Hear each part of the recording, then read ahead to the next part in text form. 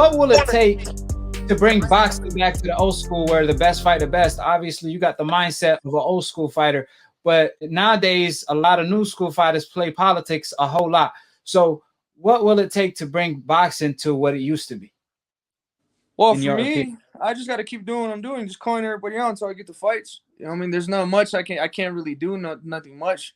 At the end of the day, I think the people start seeing, and people start saying shit, you know what I mean? At the end of the day, like I'm trying to accept all these fights, but like then you see Charlo saying that, oh, now I need a fucking I need to get vaccinated. Like who says that shit? Now you need to get vaccinated. What, you need fucking proof of my GED now too? What the fuck? Like this shit is crazy, but I don't know. I mean, I feel like if I want the respect, I want my respect. I really want it, and I want the people to respect me too. So that's why I'm going the route I'm going in. But I mean, I don't know. I mean, I'm doing everything on my part, so I don't know. Right. Have you guys sent Jermall Charlo an offer, or how does that work? Since you guys both on But I PBC, don't send offers like that. I'm just a fighter. I've told if he wants to get in the fight in, I already got in contact with my people, Luis de Cubas. I told him if everything comes out good this fight, which I'm expecting everything to come out good, is it possible if we could get a fight with Charlo? He said, well, let me see what we could do. And that's probably the most I can.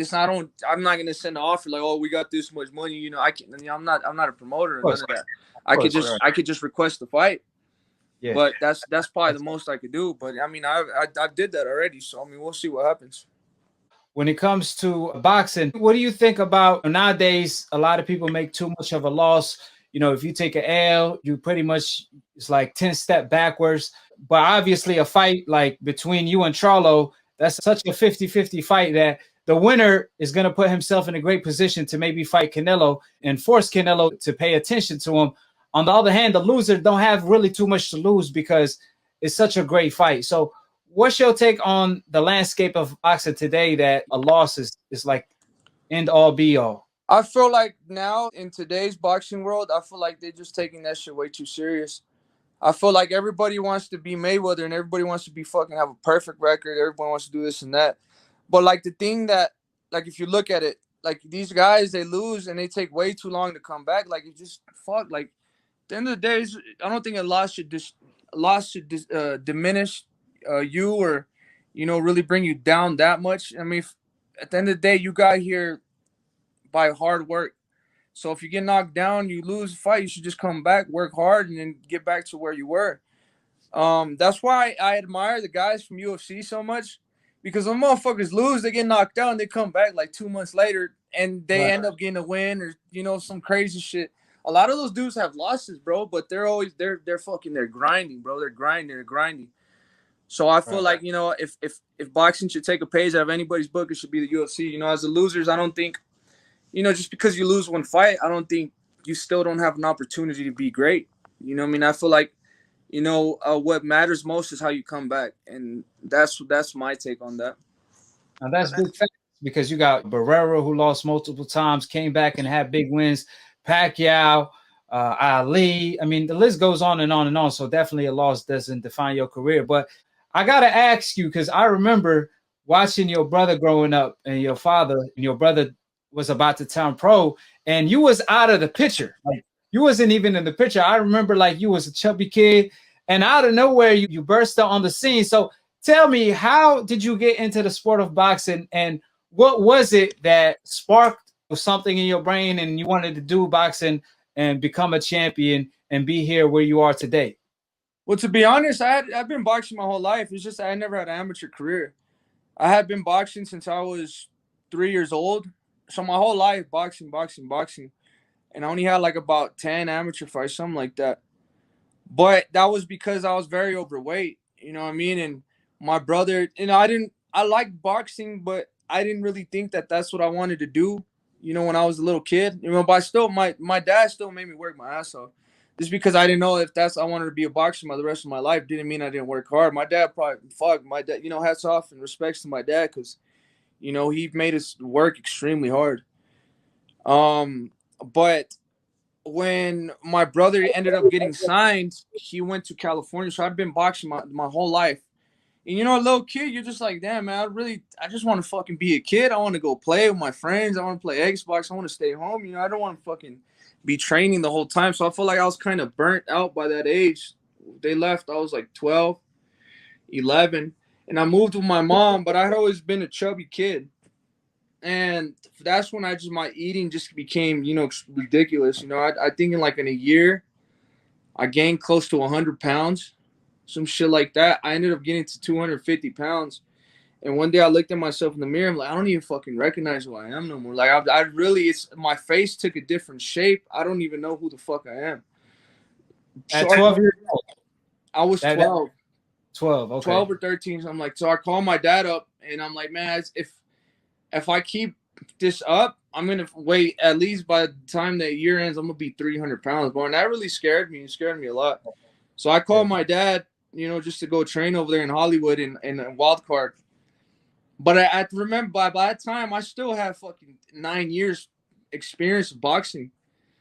So I still had a lot of experience. So by the time I got over there, the first couple months, it was just, I would spar like older dudes and shit. I was like 13, 14.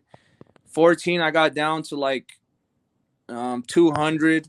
And then I was sparring heavyweights in the gym right there. I think the first dude I sparred was Latif Coyote. And this fucking big Nigerian dude, bro. Fucking scary as fuck. He has scars in his face.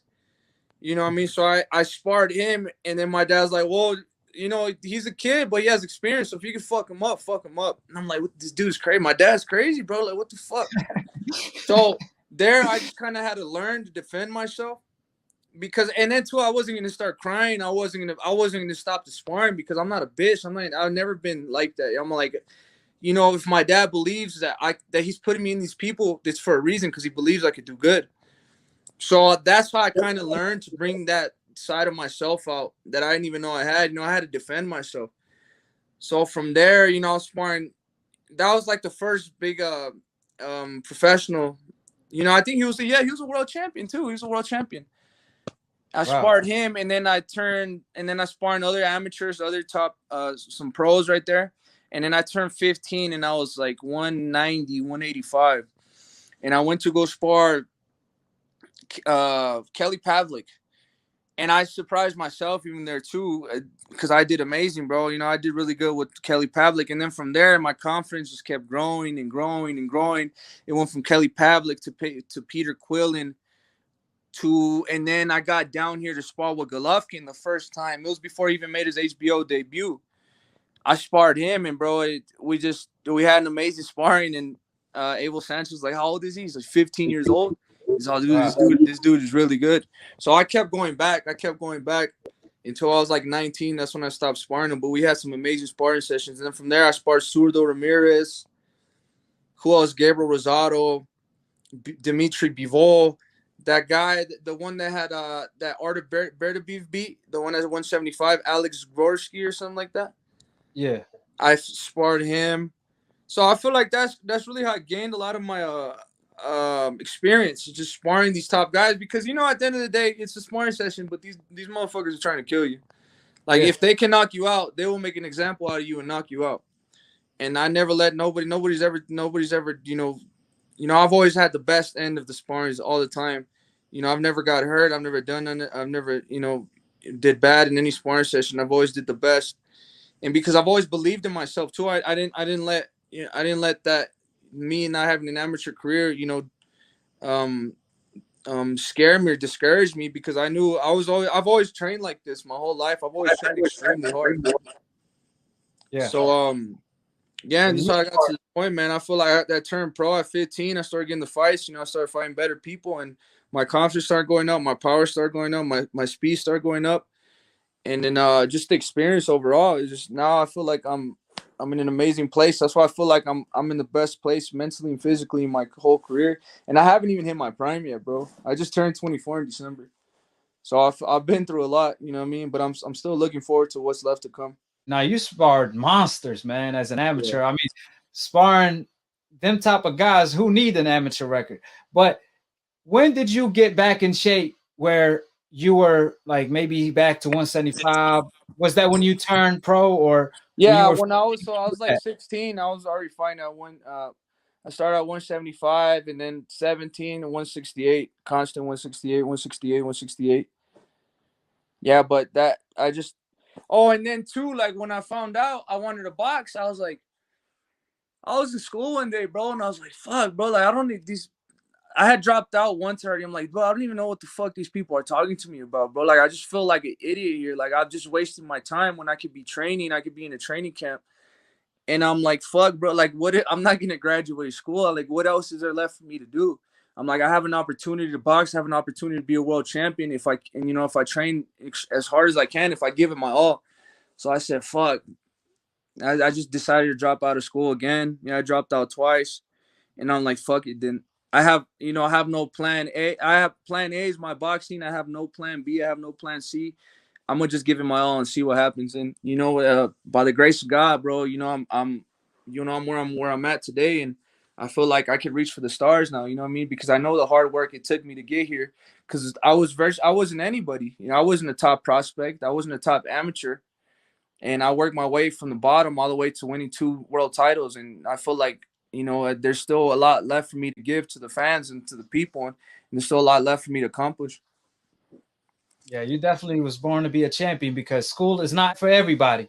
So we're glad you made that decision, Benavidez. But would you say sparring with all these top pros that were even champions, even the likes of Gennady Golovkin before he burst on the scene, that gave you more of a professional style of the jump? Hold it. You're not that pretty. I'm a man. Wait. I shook up the world. I shook up the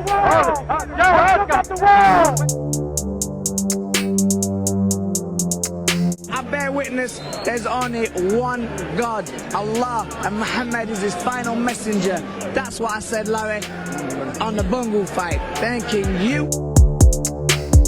They call me the problem, but you could call me the can man, because anybody can get it.